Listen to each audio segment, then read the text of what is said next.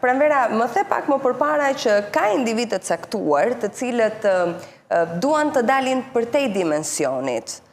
Pse mund të ketë dëshirë një individ, edhe për ty Enea, edhe për ju, profesor Eraldi, të dalë përtej dimensionit që ndodhet? Çfarë do zbuloju nëse unë zgjedh të shkoj përtej këtij dimensioni? Atëre, sepse është krijuar kjo, ose ka shumë grupe të paktën që nga 2016 më pas që kanë krijuar këtë idenë që do vina nije të na marrin, do fluturojmë, do ikim, kështu ka shumë grupe që janë krijuar mbas edhe sekte, mbas edhe fe, nuk e di. Por janë krijuar me këtë idenë që do vit, do na shpëtoj dikush. Faktikisht nuk është fiks fizike procesi, duhet jetë patjetër shpirtëror, që më pas, siç u thash, arrin në pjesën fizike.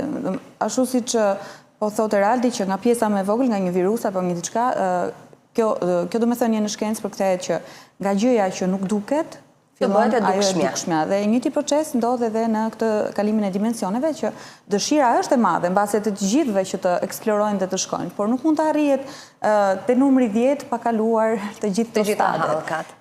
Në këtë proces Hitleri ka qenë mbase një nga ata që tentoi ta bënte këtë gati globale, edhe më pas të merrte meritat që ja unë arrita të bëj diçka dhe t'ju nxjerr përtej këtij burgut që ju e quani bot apo tog, por në fund pasi të kishte fituar mbase, nuk e dim se çfarë kishte në mendje, po që të dalësh nga dimensioni toksor, duhet që patjetër ti të kesh rritur frekuencat e tua një herë kështu shpirtërore, dhe ka njerëz që e bëjnë këtë, po flasim për një civilizim që mbase nuk përmendet më si i tillë, druidët edhe dikur edhe indianët e Amerikës, por edhe ilirët, por jo këta, të më thënë, të kufizuar sot, jo ne që jemi tani, që jemi pasardhës. Kanë dijet e tyre, të më thënë, janë të shkruara, gjuha e tyre gjitha përcakton për flet për yjet, të më thënë për prejardhje përtej kësaj bote.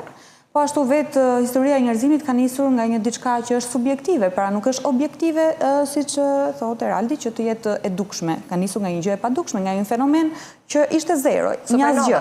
Një asgjë, një Big Bang, domethënë nga një asgjë që ata nuk duan as ta studiojnë dhe as të shkojnë, sepse shkenca studion vetëm atë çfarë sheh, çfarë prek, pra që ta njohësh, vetëm nga fjala shkencë, konoshencë, domethënë të njohësh atë çfarë ekziston tashmë, jo përtej. Kaq bën shkenca, nuk bën dot më tutje.